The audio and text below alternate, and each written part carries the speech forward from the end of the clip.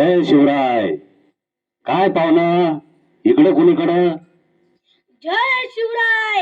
अहो मंडळी, स्वराज्याचा पाईक मिशीवर देतो ताव. समर्थ शिंदे नाव माझं, नगर देवळा गाव. निश्चयाचा महामेरू आणि बहुजनांची उद्धारू असलेला महाराजांचा मी मावळा आहे बा.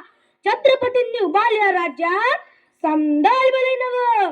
बघा या निघालो आणि इथं बघतो तर तुम्ही संधी महासाहेब जिजाऊंची जयंती साजरी करतायसा. बघून लय जाग वाटलं बघा. अगोदर महासाहेबांनी मी मुद्रा करतो बघा. जय जिजाऊ जय शिवराय. आता म्हणा की माझ्या संगत, जय जिजाऊ जय शिवराय. म्हणा.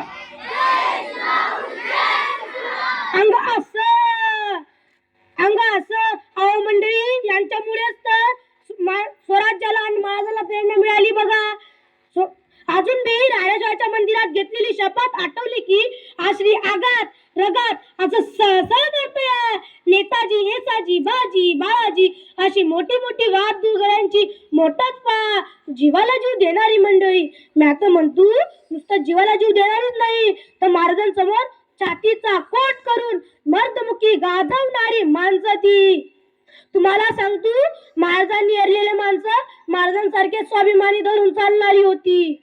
पाहुणे आमच्या पोरांना बी सांगा की शिवभक्ती काय असते ती. वय वय सांगतो की. माझं तर समध्या ताई माईंना अगोदरच सांगणार, जर तुम्हाला शुभ पुन्हा जन्माला यावा असं वाटतं तर तुम्ही जिजाऊ वया पाहिजे.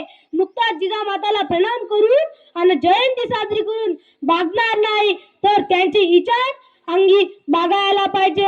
आणि तुम्ही रेगड्यांना नुकतं जयंतीला डीजे लावून शालू नाही सांगत कोणी. महाराजांची विचार अंगी घुसले पाहिजे. महाराजांनी 18 पगड जाती व धर्माची लोक एकत्रित आणली.